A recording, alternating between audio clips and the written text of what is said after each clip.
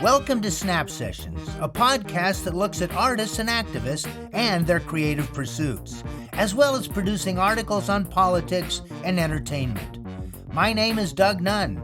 I'm joined by Techmeister producer Marshall Brown and by our artist activist of the show, engineer and energy expert Dar-Lon Chang. Support for SnapSessions is brought to you by listeners who contribute generously at our link, patreon.com/SnapSessions, or through the link in the SnapSessions website, thesnapsessions.com, and also the link in our show notes.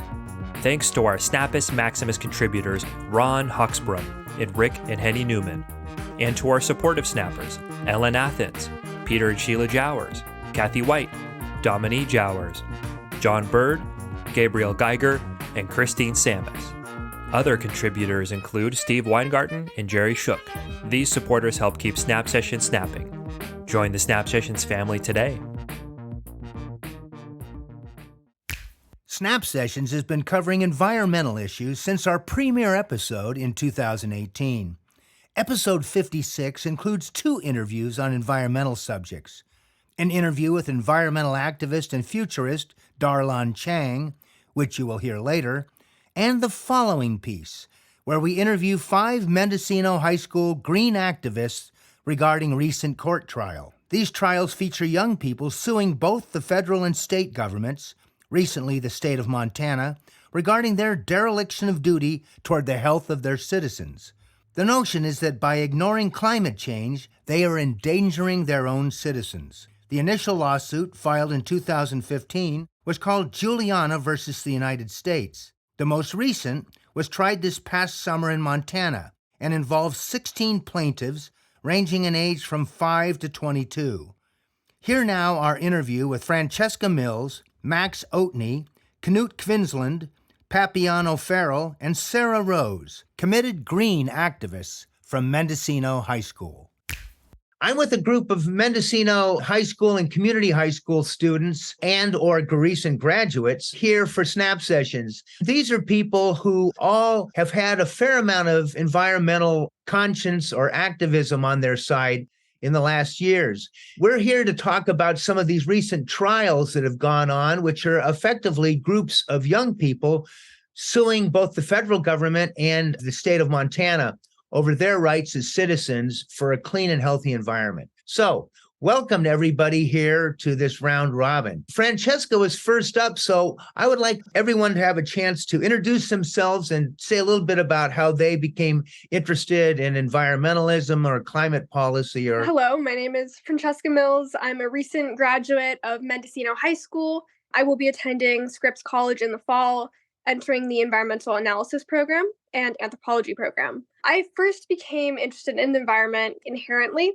by just living in Mendocino and growing up here and experiencing the vast ecosystems that we have right outside our doors. And by just living and breathing in the environment, I wasn't even really aware that environmental science was a field that you could separate from other things because I was so close to it just naturally by living here. And then later, as I entered high school, I was able to engage with Noyo Center for Marine Science and Ecology Action, and I started doing more field work and really studying the environment on a level where you could see how fast it's degrading and how important it is to conserve resources and be mindful about how we use the planet. I just love how interdisciplinary and inherently creative it is. It's not just one field and it's vast. So I have great excitement towards my future in this. Well, thank you, Francesca. Let's go now to, how about Max Oatney? Tell us a little bit about who you are and how you became interested in the environment.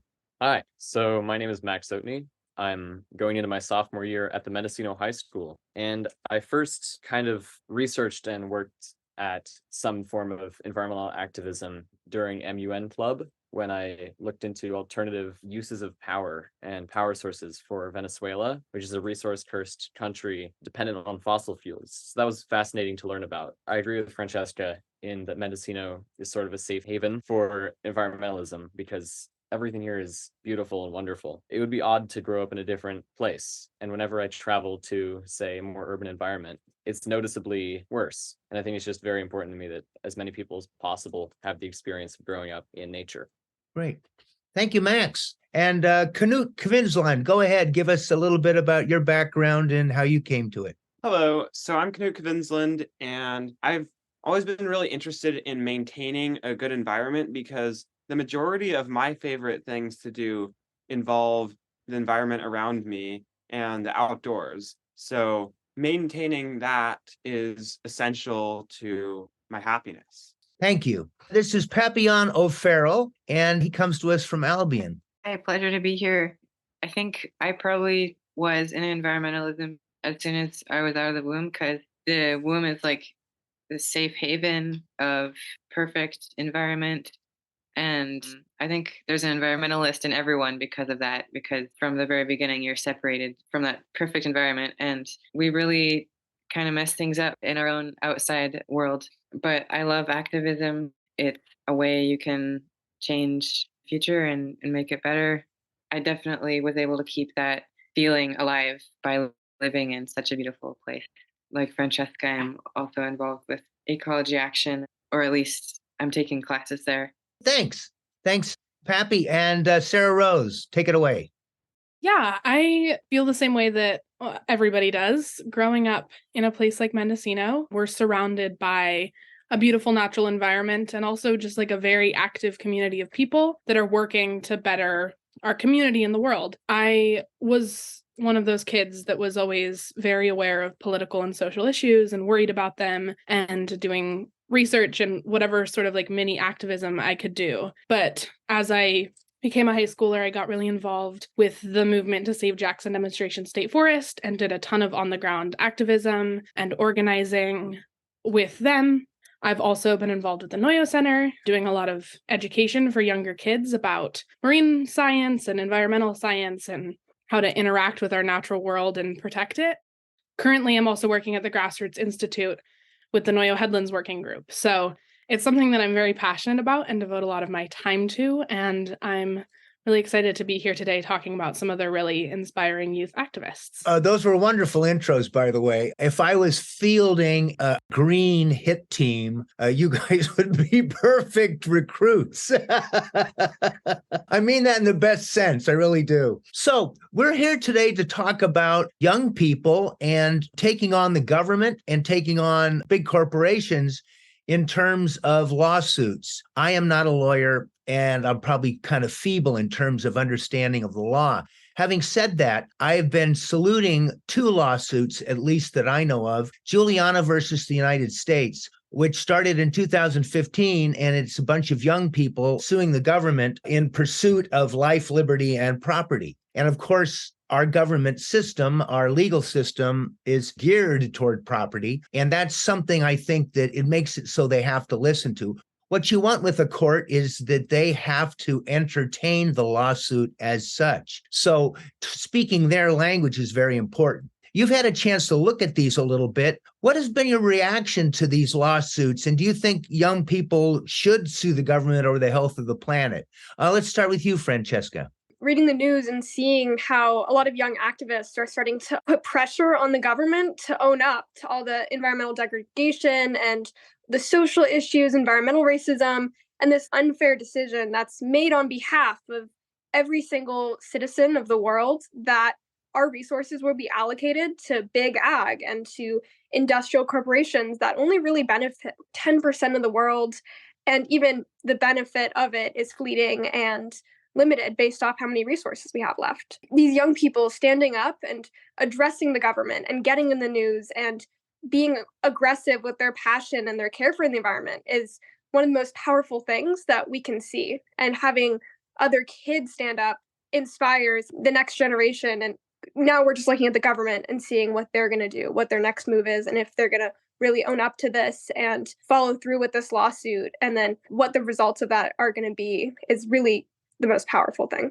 Yes, so I had not heard of these lawsuits prior to making this podcast, but they seem to resonate similarly to other youth environmental actions taken recently in the past few years. A young person sort of epitomizes change and power in society because there's something intrinsically wrong with taking that away from a person who just wants what's better for general society who wants what's better for their family, for them, for their environment. It infuses that message in a person when they see this young protester, as opposed to watching a corporation make a new slogan about that.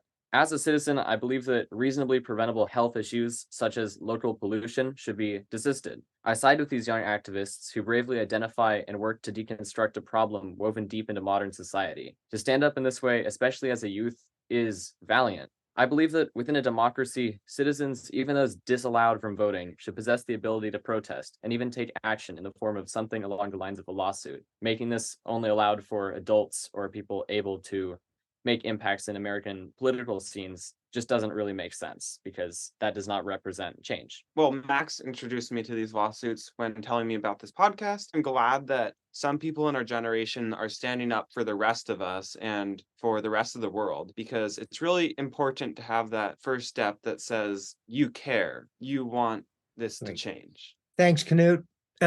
Pappy, same question about the trials and what you're learning from them.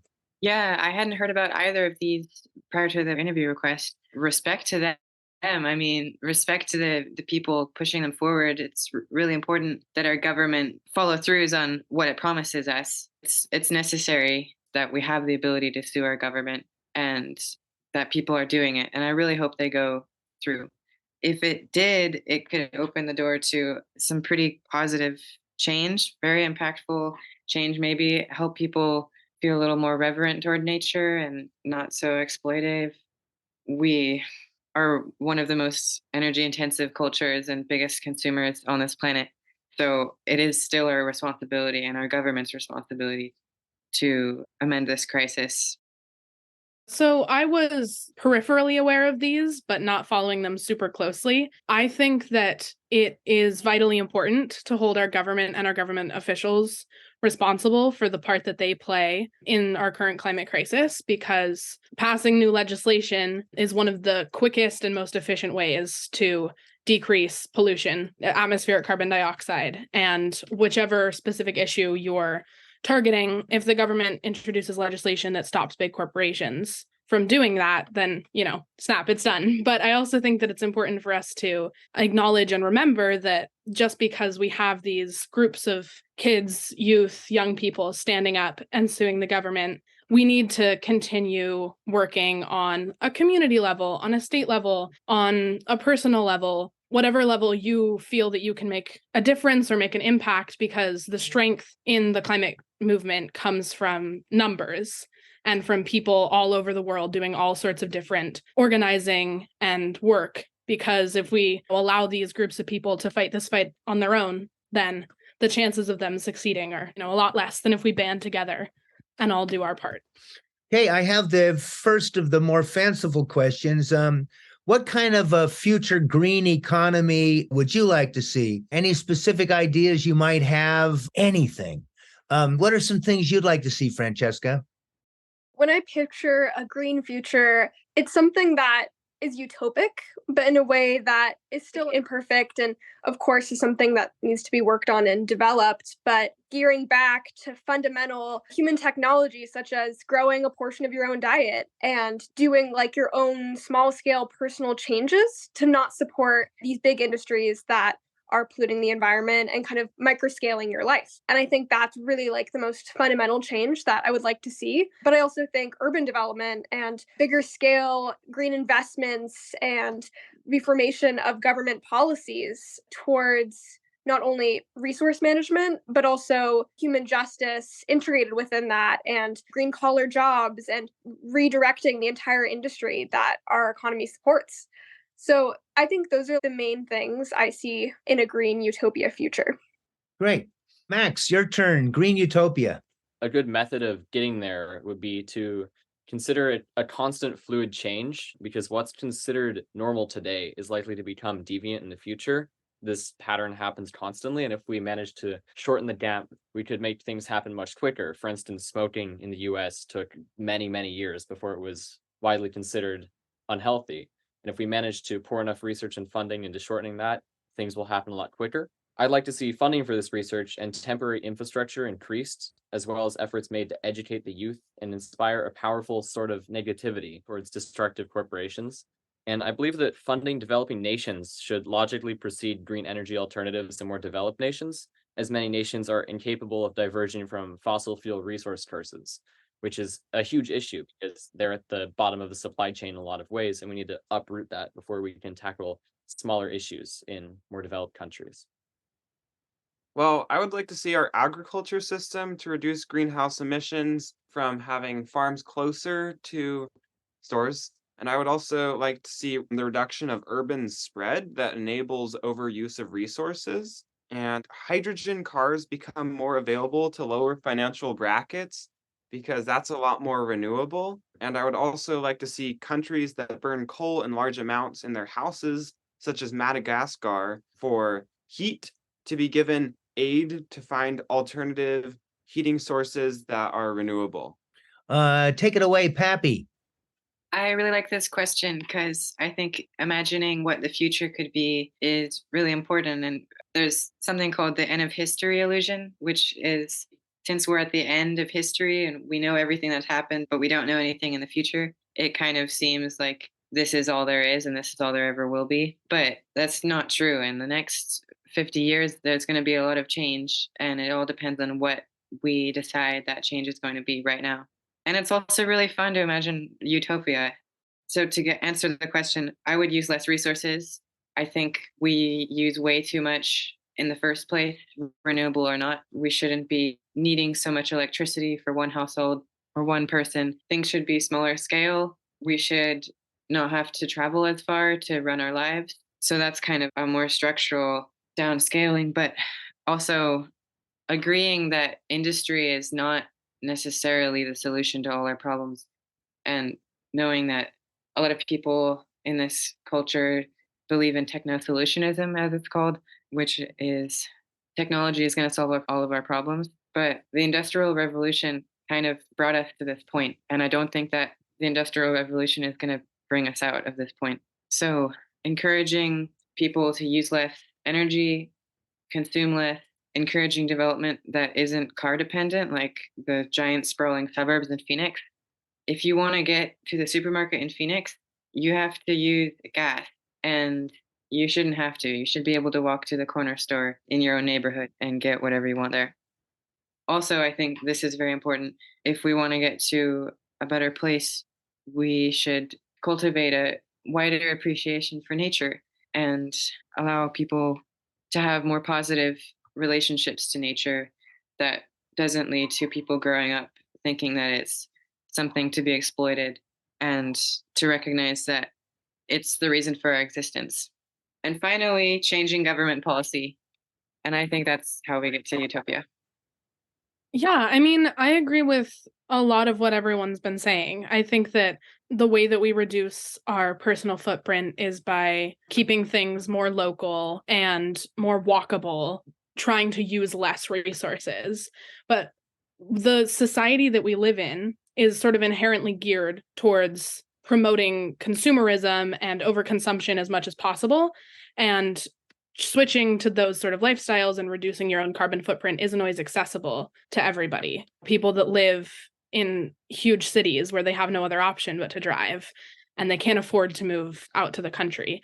Ultimately, what we need is sort of like a societal overhaul. I mean, we're one of the richest countries in the world. We have so much money.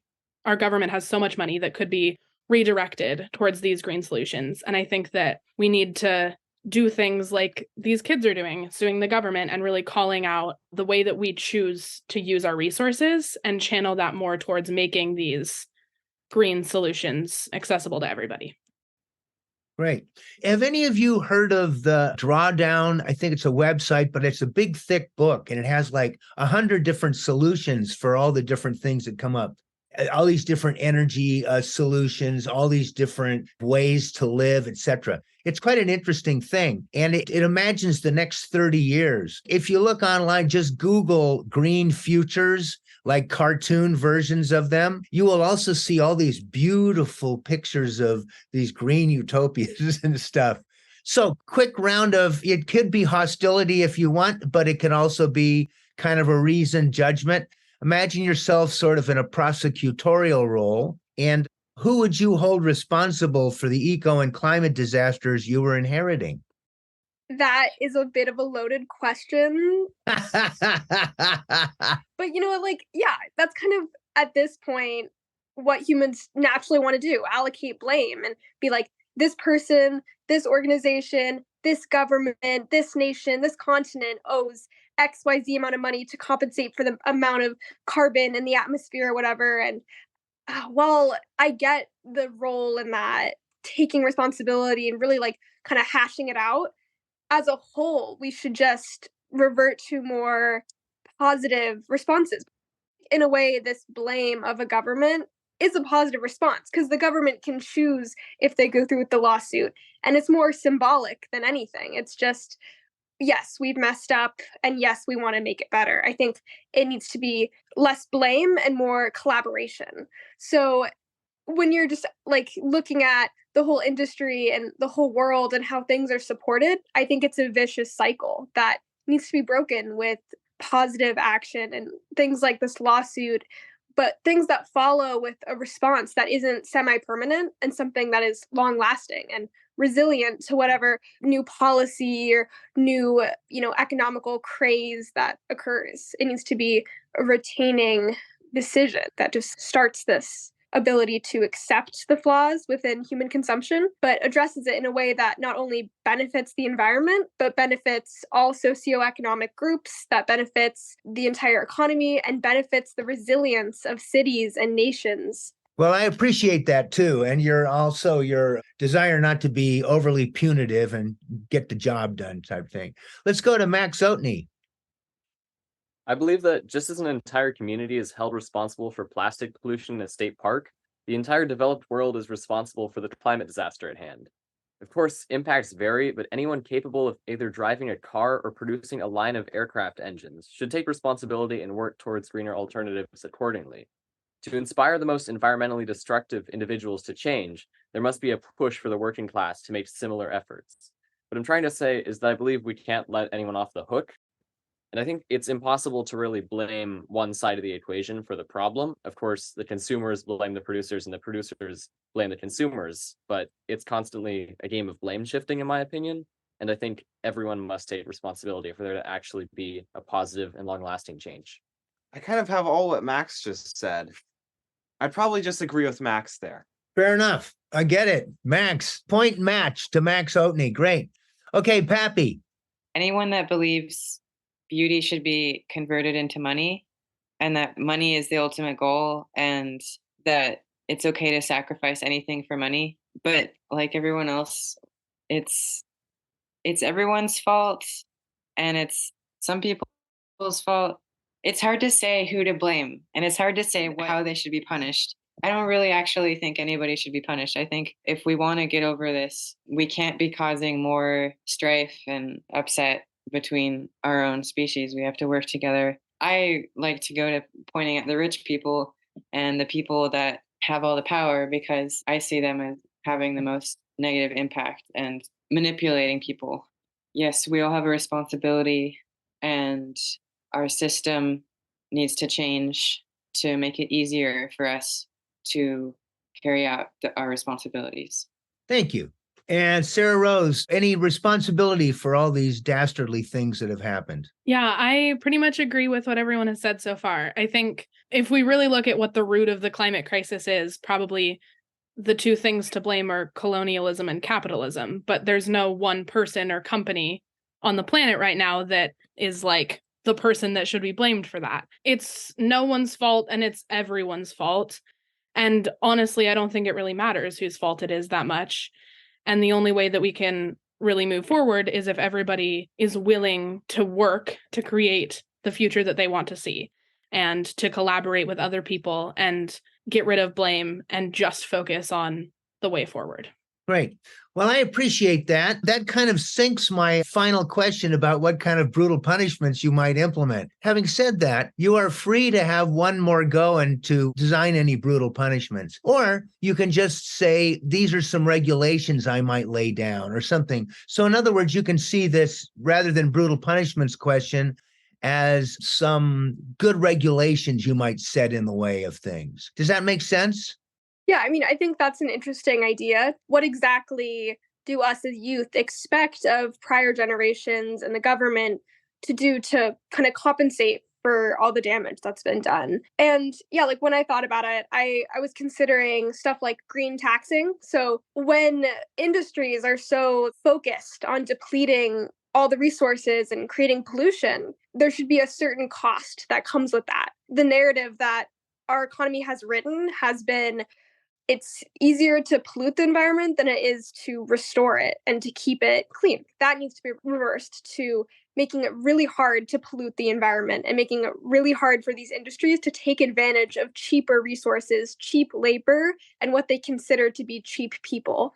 That way, the whole mindset around what's happening in the world will be reversed and it will be expensive. And then it will almost be a value switch to environmentalism isn't for green hippies who want to grow their gardens and want to live in Mendocino County. It's going to be environmentalism is for people who want to save money. It's for people who want to be healthy, to not have sickness, to take care of each other. And that whole system will support itself because it's just the value of life and the value of taking care of everything and of being sustainable and being secure. It's just security. Regulations that really focus on targeting that advantage that a lot of these one percenters have is what's going to really change and be a good punishment for for all the damage that's been done.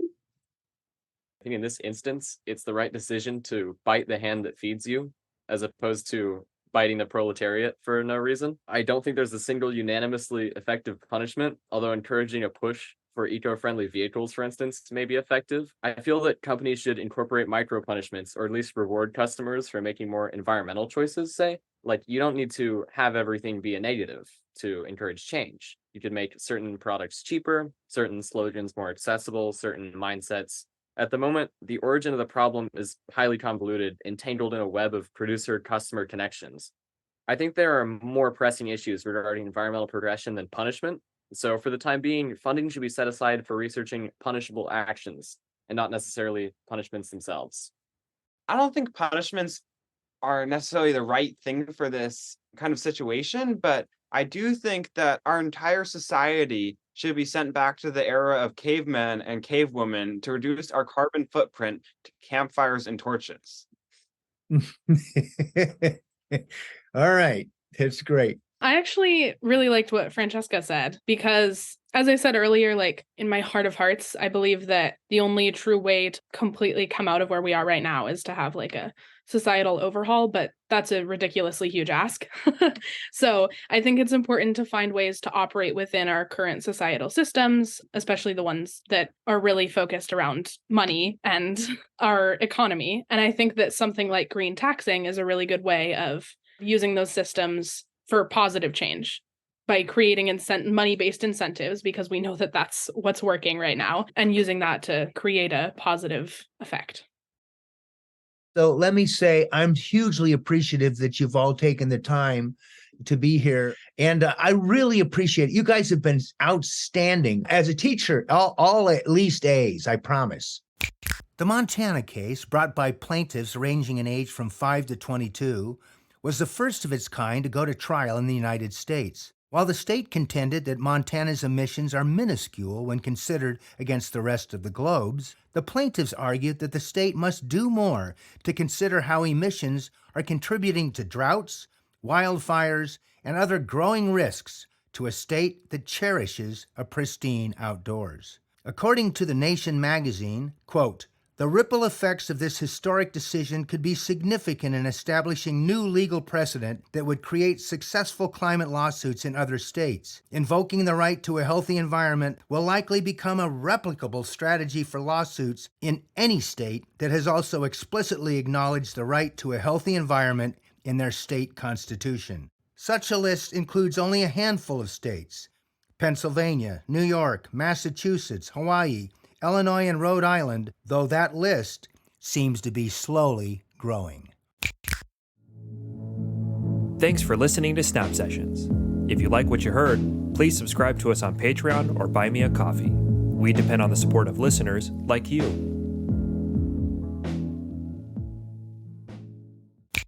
In April of 2023, I participated in yet another of Al Gore's Climate Reality Project's Zoom conventions. This one oriented around the new possibilities presented by the Biden administration's Inflation Reduction Act. I had been named a mentor for about 80 climate crusaders and had the good fortune to meet environmental activist Dar-Lon Chang. Dar-Lon struck me as an extremely knowledgeable scientist, and I asked to follow up. My interview with Dar-Lon involved his former life as an Exxon engineer and his present one living in a futuristic community in Colorado. Here now, my interview with Dar-Lon Chang. Hi, I'm here with Dar-Lon Chang. Dar-Lon is a mechanical engineer and an environmental activist. I met Dar-Lon during the Climate Reality Conference in April, and he was in the group that I was working with, putting some teeth behind the Inflation Reduction Act and various other new proposals by the Biden administration. The great thing about having Dar-Lon in our group was he has had experience working with the Geos community in Colorado. He's also had an extensive career trying to persuade big oil fossil fuels to change their ways. We welcome you, Dar-Lon Chang, to SnapSessions. We were just talking, you were born on Taiwan and you then moved to New Jersey, I think, when you were a 3-year-old, then eventually made it out to Illinois to go to school. Yes, my family immigrated from Taiwan when I was 3 years old so that my dad could study for a PhD in mechanical engineering in Rutgers University. During my time there, I grew up with my sister, who was 5 years younger than me. And, I was very much influenced by my dad. I grew up with a love of science and technology. One of my childhood heroes was Albert Einstein. I read a lot of books about engineering, so my dad influenced me to want to go on a similar path. When I was 10 years old, my dad told me that we were going to be moving from New Jersey. To help comfort me, he said, well, you know, Michael Jordan plays in Illinois. And I was like, who's Michael Jordan? Because I hadn't watched basketball at that time. But it turned out that when we moved to the Chicago area, that ended up being a defining moment for me. Followed Chicago Bulls. Michael Jordan won 6 championships during those 8 years. I experienced that during my high school years and during my undergraduate years at the University of Illinois. I ended up staying there for 9 years at Urbana-Champaign until I completed my PhD. Unfortunately, when I graduated in 2003, the economy was still recovering from the dot-com bust and the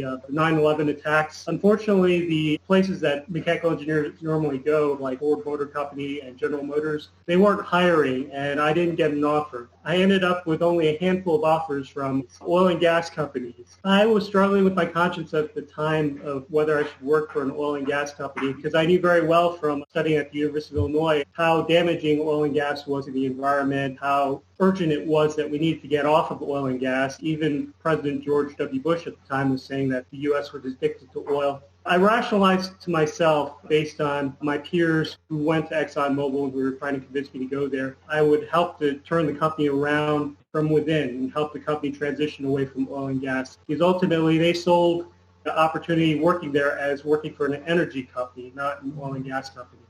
A lot of the information you supply me, you've been interviewed by a variety of sources, including CNN, and you've also talked to PBS. You spent the next 16 years, I believe, working for Exxon, and at the same time working from the inside on trying to alter the trajectory of the company. Talk to us a little bit about some specific policies in the company that maybe soured you over time, Dar-Lon. A personal experience with a research project at the beginning of my career really opened my eyes to how the company worked and how difficult it was going to be to transition the company away from oil and gas. And a lot of it had to do with company culture. I went in as a PhD in mechanical engineering. I worked for the upstream research company, and I was there with mostly PhDs and a few master's degrees, and using natural gas as a bridge fuel to move on to carbon-free energy sources. The tagline at the time, natural gas was the cleanest burning fossil fuel. It would help us transition away from fossil fuels. It was bridge fuel. That reminded me a lot of what I learned about the Space Shuttle Challenger accident in 1986. The efforts of the engineers at the time tried to stop an accident from happening. In particular, Roger Bosley was trying to convince NASA that it wasn't safe to launch on the date that the Challenger actually went up because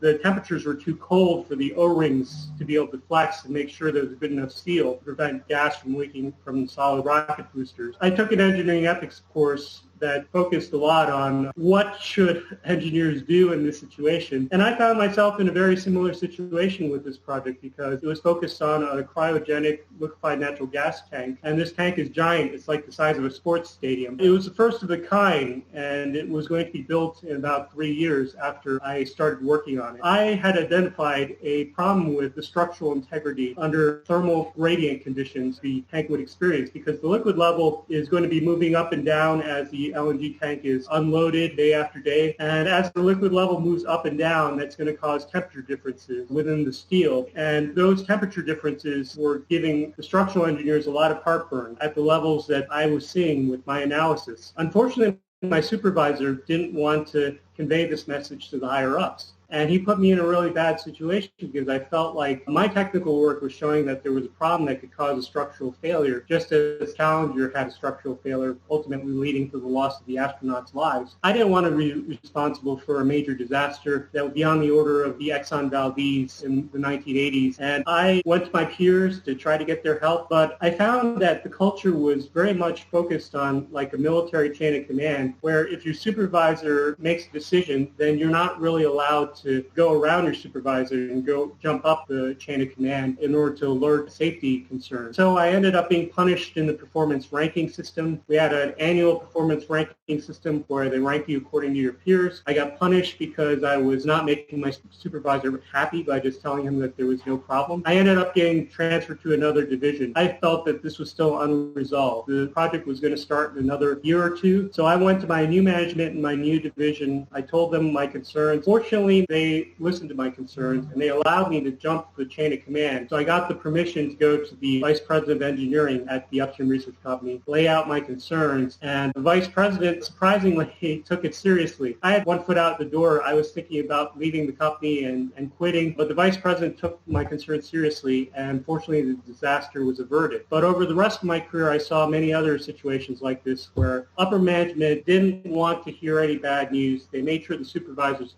clamp down on any concerns that the researchers and the engineers had. Ultimately, I think this is the kind of culture that is keeping ExxonMobil from making any transition away from fossil fuels and taking climate change seriously. That, of course, is a specific incident, which, of course, is very key to your move away from Exxon. Of course, in the last 10, 12 years, there's also been a series of big hurricanes that hit the Houston area. At the time, you were living in Houston and working for Exxon. Tell us about your response to Hurricanes Ike and Harvey, how that affected you. My daughter was born just a couple of months before Hurricane Ike in 2008. That was a really devastating experience for me because my wife was worried sick and couldn't sleep for those 4 days that we were without power after Hurricane Ike had hit. We had decided not to evacuate at the time because Hurricane Ike was projected to hit as a Category 2 storm, and the predictions seemed to suggest that Category 2 wouldn't be strong enough to really cause a lot of hardship, so we decided not to evacuate. Unfortunately, those predictions were very wrong because even though it hit as a Category 2, it was a large area that was hit, and that managed to knock out power to the Houston area for about 2 weeks. For our home, it was for 4 days. There's also no running water, no gas, because they all use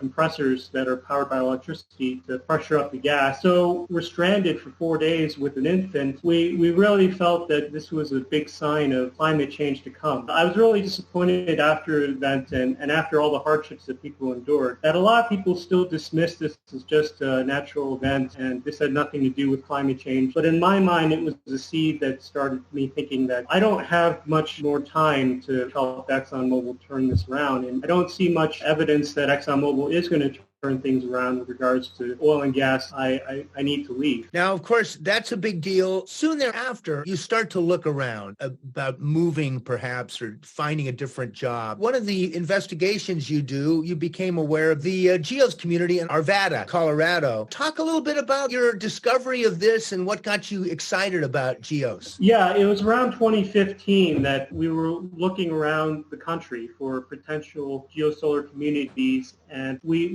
really wanted to be in a community that was serious about transitioning away from oil and gas. And we only managed to find about 3 communities nationwide without any dependence on fossil fuels and with the net zero focus, meaning that you generate as much electricity as you need in a year, and all of your heating needs are taken care of by geothermal heat pumps or air source heat pumps to ensure that you don't need natural gas in order to heat your home, and you don't use a lot of electricity in order to cool your home during the summer. So out of those three locations, the one that was in Arvada, Colorado, was the most appealing to us, especially since I had a cousin who lived in the area. We made a trip out to the Denver area, and we talked with Norbert Kleebel, developer of the Geos community, and I managed to convince my wife. It took some time for her to come around to the idea that it was possible to get off of oil and gas, because I had worked my entire career up until that point at ExxonMobil to try to get the company to move away from oil and gas without any success. So my wife was under the impression that it wasn't practical, it wasn't affordable, it wasn't possible to be able to live our lives without oil and gas. And this community showed her that she was wrong, that it was actually affordable, it was practical, the technology already exists. My role at ExxonMobil was to create new technology as a researcher.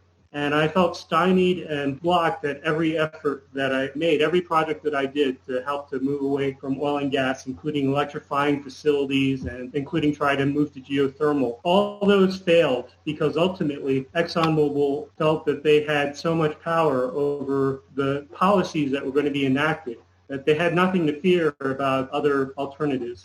So as long as they could benefit from the subsidies for fossil fuels, and for the policies that were written in their favor, they felt no need to pursue any of the research projects that I have been involved with or others have been involved with that would move the company away from oil and gas. But this community showed that a lot of that research wasn't necessary because the technology already exists. It's only a matter of just getting enough people to be aware that they can use these technologies and they can move their lives away from oil and gas already without having to wait for some miracle technology. When you go and you look at the Geos website, see what Norbert Kleebel had in mind, he initially was able to build about 28 homes, I believe, in the community, and I think there was about 280 or 282 that were planned. He got those. You become, I guess, an investor in a way. You buy a house, and there are solar, there are heat pumps, there's actually goats that are working in the neighborhood, keeping the grass and the weeds down.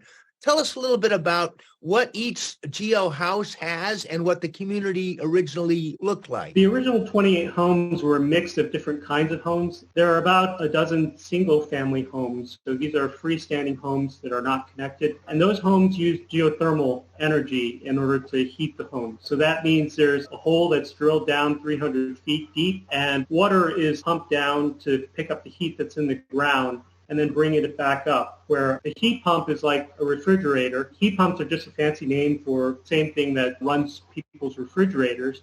It's just that a heat pump can do both. It can both cool your home and heat your home, not just cool things like a refrigerator does. But it uses electricity only to extract the thermal energy from the water that's coming up from the ground and use that to transfer it to the home's air in order to keep everything comfortable and at the right temperature. So geothermal heat pumps are used for the single-family homes.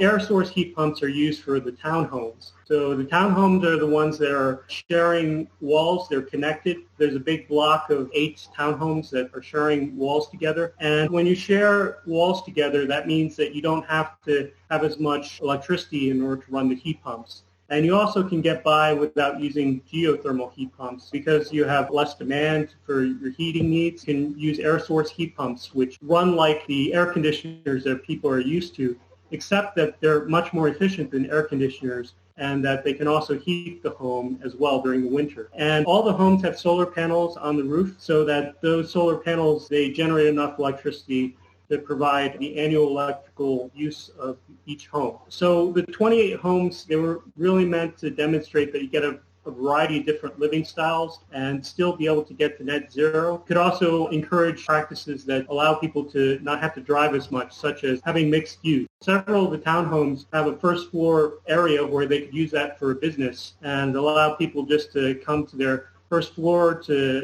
do their business without having to drive downtown or Main Street. The goats, they were there to help deal with weeds because there was a lot of undeveloped land at the time. And it was a real community bonding activity for all the neighbors to get together to move the goats to different grazing areas every month so that they could help us avoid having to use fossil fuel lawnmowers. We were really thrilled to be part of this community when we first moved here, and we were all very optimistic that we could use this to set example for what other communities could do. But unfortunately, that came to an end about 2 years into our journey at Geos, and that was because Norbert, he got divorced, and as part of his divorce settlement, he had to sell the land for the rest of the development. And so the remaining 250 homes got taken over by a new developer who bought up the property. And there wasn't a requirement that the new developer honor the original intent of the community. And that's when the original developer put out a press release saying that he would still continue to build net zero homes.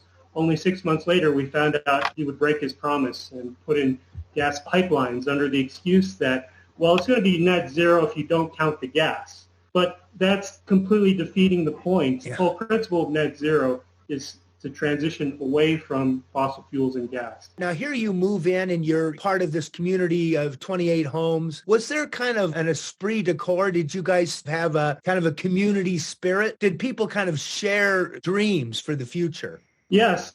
There was quite a bit of hope that we were going to be a model for other communities, not only in being net zero and being technically advanced and moving away from oil and gas, but also being good neighbors and working together to reduce the amount of energy that we need to use by having a community garden, composting and recycling, having social activities so that we can take care of our entertainment and our social needs just hanging out with our neighbors rather than having to drive far away to see friends. When we found out that the new developer was going to put in gas, we staged a neighborhood protest. We put together T-shirts saying no gas holes. Yeah, I saw that. We started a campaign to get our city council to put pressure on the developer to stick with the original vision.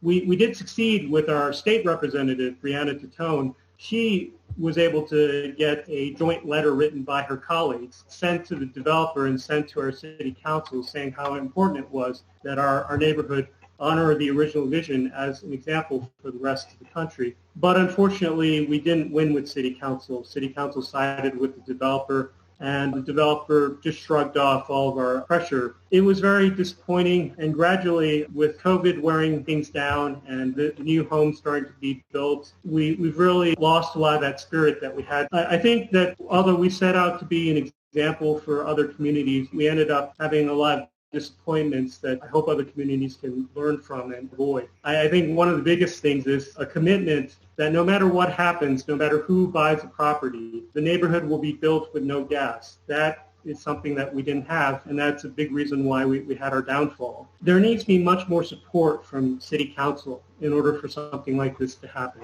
If city council is just going to shrug and say, well, we're just going to let developers do whatever they're going to do, they need to maximize their profit, then these kind of communities are really going to be facing an uphill battle like ours do. Sort of a united response and effectively a real feeling that planetary needs are paramount here. You and I both work with Climate Reality and a number of other environmental organizations, and I think that this sort of ethos has to be more widespread. And when you bring up the city council, we need more solidarity in this regard.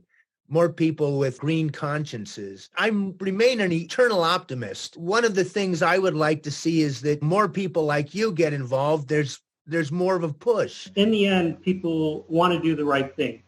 But if they're swimming upstream all the time and if everything is going against them, it's going to wear people down. We really need to be able to find a way to have a change in national awareness and national consciousness about this problem. Because right now there's still a dismissive attitude, even within my own neighborhood. About half the neighbors, they feel like it's much more important that the developer build the new houses as quickly as possible so that we are not stuck with the bill. And that's their mentality, and that was a fight that we had. We need to align people's mentality around finances so that the finances actually align with our planetary goals. Because right now they're seen as being opposite, that being able to make sure that you're financially successful is seen as opposed to doing what's right for the future and for the climate. This is a tough one. As you and I are recording, these giant wildfires are going on in Canada, and the East Coast, your former childhood area, is being hammered with smoke. And of course, here in California and in Colorado, where you are, we've endured wildfires and smoke and so forth in the last years. Who knows what later will happen for us in the summer? This is a constant reminder, and this is a constant battle. I'm 71 now, and I suspect I'll be continuing as long as I'm corpus mentis to,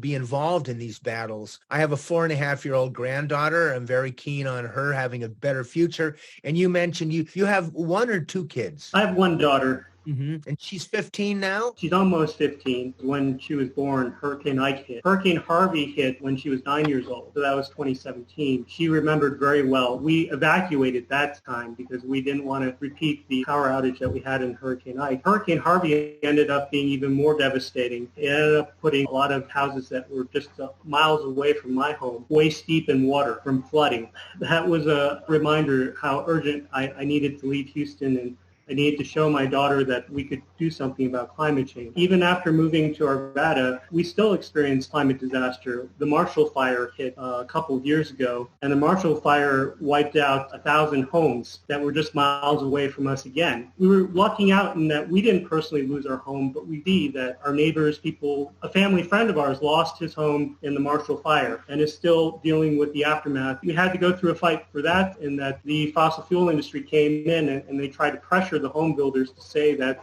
it's too expensive to rebuild these homes net zero, when the city, Louisville, had put in a city code requiring that all homes that were built new needed to be net zero. And so we had a fight over it was too expensive. Fortunately, my friend had come to live at my house for a few days after a Marshall Fire disaster, and seeing how affordable and how practical it was to have a net zero home. So he wasn't brainwashed by the fossil fuel propaganda and the builders trying to keep the status quo, saying that it's impractical and we're going to have to wait for miracle technologies that are going to take decades to develop. That's completely untrue. There has to be a national awareness that right now we have the technology and we have the ability to do the right thing. It's only a matter of overcoming the interests of the vested interests that have everything rigged for them because of past policies and past subsidies, and we have to unrig it. This is great what you've just said, because if we could go back to what you walked into in the Geos community in terms of your house, you had geothermal being sucked up to help with heat pumps. Tell us of some of the other things. You had solar panels. Did you have induction stoves? You had extra insulation. Could you tell us a little bit about what the typical Geo home looked like? In addition to the active systems for energy efficiency, like the geothermal heat pumps and the air source heat pumps, you also need passive systems. You need to make the home as energy efficient as possible to the point of what they call a passive house. And the passive house movement in Europe really took off in Austria, where a large percentage of their new homes were built with the passive house concept, which is that the house should need as little energy as possible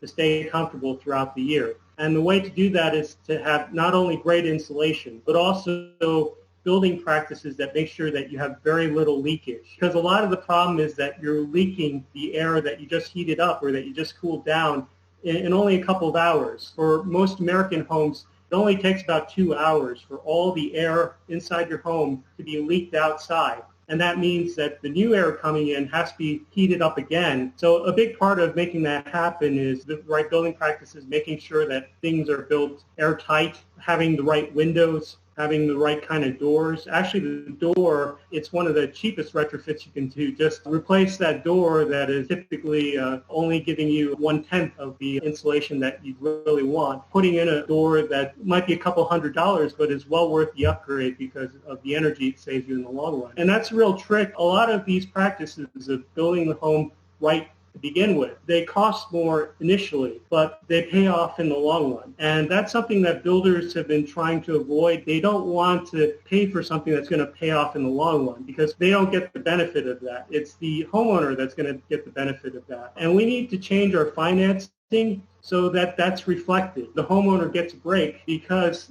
paying more upfront results in energy savings in the long run. Mortgages should be designed around that idea, and builders should be incentivized to pay more upfront because that's what's going to benefit the homeowners and the planet in the long run.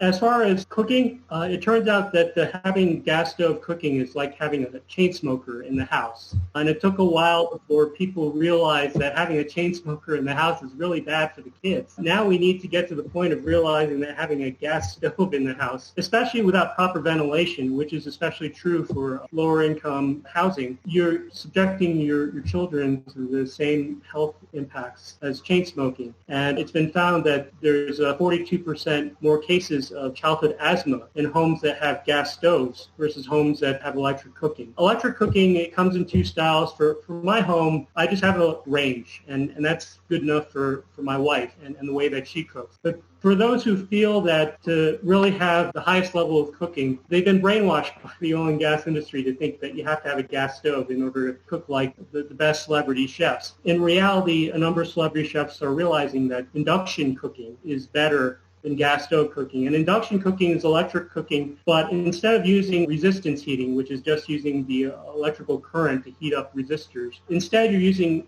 induction, so you're magnetically causing the heat to reach the pan. And you need special pans and cookware that are magnetic. So once people get around the idea that you're going to need new cookware, then you realize that you're not only saving on energy because induction cooking is the most efficient, it directly takes your electricity and transfers it completely to the food rather than having it transferred to the air or transferred to a flame. So induction cooking, it actually gives you the most control and gives you the most power. You actually don't need to have your stovetop completely replaced to begin with. You can actually just get a portable induction cooking stovetop. You can get a portable cooktop, and that's only a couple $100, and you can try it out before you decide to take the plunge and completely replace your gas stove with an induction stove. You know, I just got back from a trip to England, and in this particular house, it had been completely redone, and they had an induction stove, which I had never used before. At one point in my career, I was a cook for 8 years, and, we had gas stoves. This was in the late 70s into the mid 80s.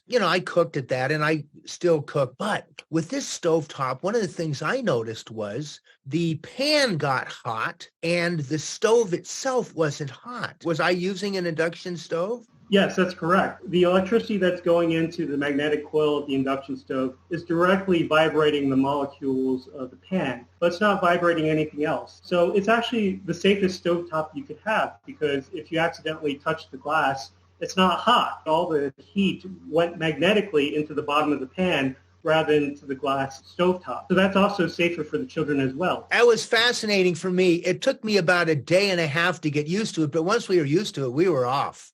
We were enjoying ourselves on that induction stove. So I was 10 years involved with co-teaching an environmental science class at Mendocino High School here in California. And I was the literature and politics part of the class, and we had an environmental scientist guy, and we did a lot of field research, etc. My favorite assignment, though, was one that I gave toward the end of the year, which was for the last term, was for each student to design an environmental homestead. We call it the eco homestead. And we would pretend to give them 5 acres. And at the time, $250,000, it would probably need to be increased by quite a bit now. And they could then develop an environmentally and sustainable homestead. And it was a great assignment, and it was lots of fun, and you got all kinds of kids going. Our dream was to get kids to go into environmental engineering and environmental science. That was their business and what they ended up doing. But we did get a lot of kids to go into environmental engineering. Now, you've been a mechanical engineer. You have a PhD in mechanical engineering. You've been part of the Geo's Homestead. I would love, Dar-Lon, to give you free rein now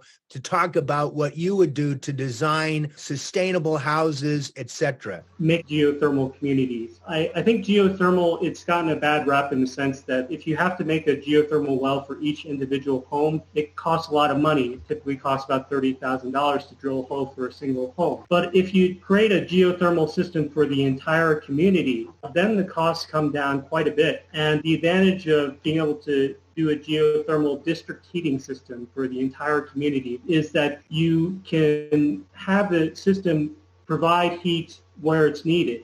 So you have a network where you can take heat and put it where it's needed, and you can also take advantage of waste heat. So if you happen to have industrial facilities nearby, they have a lot of hot water, and typically that heat is just wasted and sent into the air. But if you have a district heating system, you can connect it with industrial heating systems nearby and take advantage of that waste heat so you can save even more energy doing that. I'd also like to have a microgrid in that development. The microgrid would be a system that would provide power if there's a blackout due to a hurricane, as I experienced back in Houston. Wildfires can knock out power too, and having backup power is really immense peace of mind for a community. Moreover, the microgrid save on a lot of waste that we get from having to rely on the grid that uses high voltage transmission lines that brings power from coal power stations far, far away. Even renewable power, you can lose a lot of energy having to get the power delivered to you from far away. But if you have a microgrid that stores the energy from the solar panels that are in your community, you can do a lot to be able to save energy. And even better, if you can have electric vehicles in that community,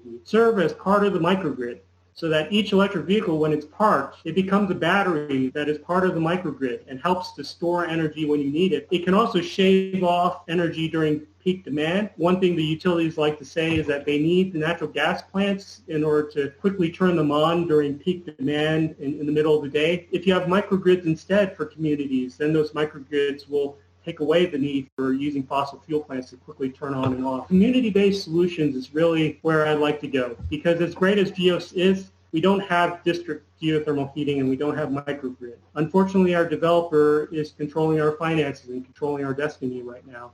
And city council isn't stepping in to change that. I love all your ideas. My father was an electrical engineer. He had learned electronics in the Navy, and he really wanted to. So he became the first guy in our family to go to college, and he went on the GI Bill. And he ended up sort of doing ceilings and stuff like that, lighting systems and so on. But long story short, I've always respected engineers' thinking. We need you guys to solve these problems for a better planet. It's one of my theories that one of the great advantages in life that we can have in the future is engineers with green consciences. People like you are going to make a big difference. In my talks for SnapSessions, it strikes me that we need more people like yourself. Do you have a lot of friends who are similarly like-minded, engineers who you guys talk about this kind of stuff? For sure. A lot of the engineers I worked with at ExxonMobil, they have the same concerns I do. They have the same conflicts with their conscience. And I think the problem is that a lot of engineers feel like if they make moves to do the right thing, it's going to jeopardize their current career, especially those in the oil and gas industry. I hate that a lot of it is that they feel this is political, that if they talk too much or they try to take action to use their engineering skills for climate action, that it will be looked down upon and it will hurt them in their career and it will hurt their ability to be able to provide for their family. I think this is a real shame. I heard that there was a meeting at Shell where engineers were surveyed as to how much they want their projects to be related to climate action. And it was overwhelmingly showing that they wanted their projects to deal with climate action. But on the same survey, they were also asked, do you feel that your supervisors are supporting that? And the answer was very much no. And that's my personal experience as well, that my peers, my colleagues, they don't feel that there's a social shift yet where you can focus on climate action and be able to make a living for your family. You are working now with a startup, Geo-Solar Technologies. Tell us a little bit about Geo-Solar Technologies and your hopes for the company and where your directions will be. Yeah, thanks. So I joined the Geo-Solar Technologies startup company last year after not having any success getting a job in climate action. I applied for the Clean Energy Corps, applied for many Department of Energy jobs, National Renewable Energy Lab jobs, but I found that my experience was the same as my peers who were trying to do the same. Having ExxonMobil on your resume and having an oil and gas background doesn't win you any favors when you're applying for renewable energy jobs. Most renewable energy companies are nowhere as big and nowhere as powerful as ExxonMobil, not from a financial standpoint or a political standpoint. I was finding the same thing as many of my former colleagues at ExxonMobil, that to take climate action as a career, you have to seriously consider being part of a startup company. So I joined Geo-Solar Technologies because of my experience here at the Geos community. A number of folks at Geo-Solar Technologies, they also are a part of the Geos neighborhood. They were part of building it and designing it. The aim of Geo-Solar Technologies is to go after the much, much bigger market,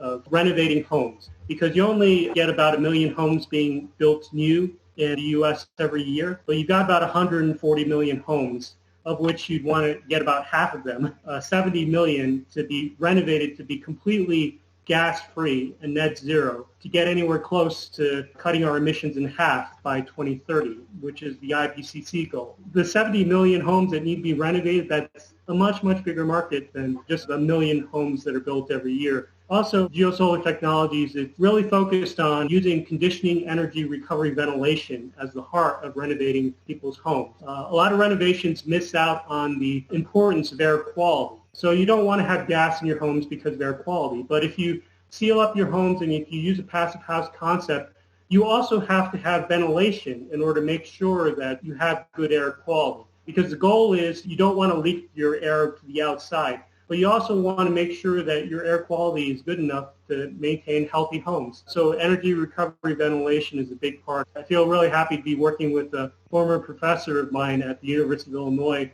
His name is Professor Ty Newell, who really pioneered and made commercially successful the idea of using energy recovery ventilation that's based on the carbon dioxide level, the air quality levels in your house. It detects when your air quality is not good enough, and then it brings in fresh air as needed. While at the same time that fresh air is coming in, it's transferring heat from your outgoing air to the air that's coming in so that you still save the energy even though you're bringing in fresh air. So that is really what we're hoping to bring to the market. We had an initial public offering last year, but unfortunately it didn't reach our goals because of the uncertainty about the Inflation Reduction Act and also the uncertainty about the debt ceiling fight. Now that debt ceiling fight is finally over, we're planning to have another offering this year to get us to the goals that we need to in order to be able to really retrofit on a community level scale.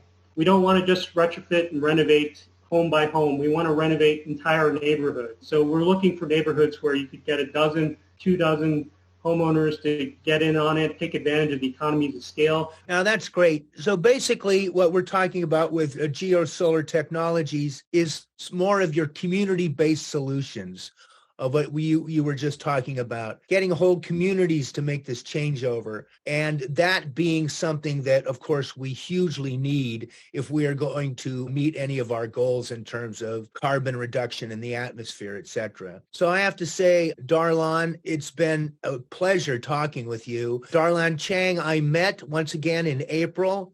I was very lucky to have him in the group that I was working with in the Climate Reality Project's big conference about what we can do with the Inflation Reduction Act, et cetera. And I asked, can I interview you? And he very kindly said yes. So we're very fortunate to have Dar-Lon Chang on SnapSessions. We want to thank you very much, Dar-Lon. It was great talking with you, Doug. Thanks. I interviewed Dar-Lon Chang on June 8th, 2023. And then over the course of the next many months, our SnapSessions podcast fell behind in producing our shows. In late December, I contacted Dar-Lon to say his podcast was next up and should be out in January. He wrote back saying that Geo-Solar Technologies was doing its IPO, its initial public offering, this very afternoon, and he invited me to show up. In a moment of serendipity, I just witnessed Dar-Lon and a group of investors introduce Geo-Solar Technologies to the world. GST proposes to transform up to 80 million American homes to all electricity over the next 12 years, saving billions of tons of CO2 emissions. Homes would be re-insulated, geothermal wells would be dug, solar arrays and heat pumps would be installed, and indoor air filtration would be vastly improved. Buildings would be decarbonized, electrified, and have their air purified. Houses would become self-sustaining, and systems would begin paying for themselves from day one. I was genuinely excited for Dar-Lon, for Arvada, Colorado, and for the future of our planet. It's amazing where a little podcast can lead you. And thanks to our activist of the show, engineer and energy expert Dar-Lon Chang. Our production team includes Techmeister producer Marshall Brown, writer-interviewer Doug Nunn, logo designer Daniel Stieglitz, and student interns Max Oatney and Frey Barty. Don't be an airhead. Get out there and do something creative. Dabble in something that inspires you. Read something challenging. Expand your perspective. Our aim is to give you an outlook, both local and international, on the arts, and a critical look at world politics. Salute the power of creativity and foster international solidarity. Make Mother Earth great again. Support for Snap Sessions is brought to you by listeners who contribute generously at our link, patreon.com/SnapSessions, or through the link in the Snap Sessions website, thesnapsessions.com, and also the link in our show notes. Thanks to our Snappus Maximus contributors, Ron Huxbrook and Rick and Henny Newman, and to our supportive snappers, Ellen Athens, Peter and Sheila Jowers, Kathy White, Dominique Jowers, John Bird, Gabriel Geiger, and Christine Samus. Other contributors include Steve Weingarten and Jerry Shook. These supporters help keep Snap Sessions snapping. Join the Snap Sessions family today